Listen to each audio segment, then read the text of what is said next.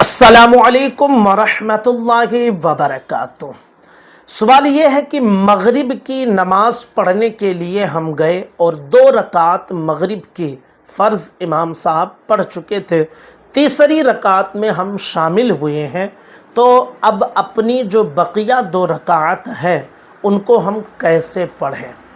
اکثر مغرب کی نماز کے حوالے سے لوگ اس مسئلے میں کنفیوز ہوتے ہیں اور اپنے اعتبار سے پڑھ لیتے ہیں۔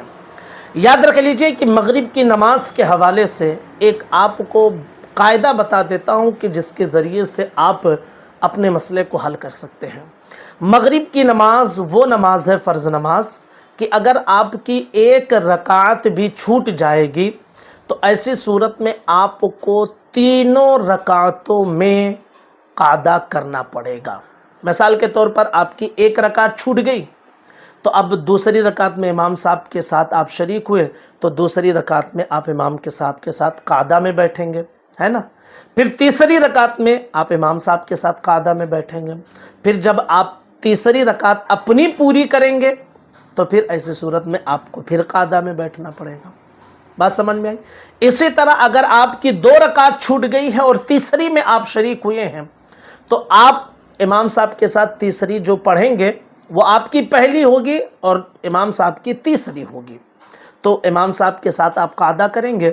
اس کے بعد میں جب آپ کھڑے ہوں گے تو 1 رکعت پڑھنے کے بعد آپ پھر بیٹھیں گے، تشہد پڑھ کر پھر آپ کو اٹھنا، اس لیے کہ 2 رکعت اب آپ کی پوری ہوگی اور 2 رکعت پر آپ کو قعدہ کرنا پڑے گا، ٹھیک ہے؟ تو اس طرح 2 رکعت ہوگی، پھر تیسری رکعت کے لیے آپ کھڑے ہوں گے تو پھر آپ کو وہاں پر قعدہ کرنا پڑے گا۔ تو مغرب کی نماز کے حوالے سے آپ یہ مسئلہ جان لیں کہ اگر آپ کی 1 رکعت یا 2 رکعت آپ کی چھوٹی ہوئی ہے تو پھر ایسے صورت میں آپ کو ہر رکعت میں قعدہ کرنا پڑے گا۔ اس مسئلے کو اکثر لوگ نہیں جانتے ہیں اور غلطیاں کرتے ہیں، تو اس مسئلے کو بار بار سن کر اچھے انداز میں سمجھ لیں۔ نہ سمجھ میں آئے تو آپ اپنے علاقے کے امام صاحب سے بیٹھ کر اطمینان کے ساتھ اس مسئلے کو سمجھ لیں تاکہ آپ کی نماز اچھے انداز میں ادا ہو سکے۔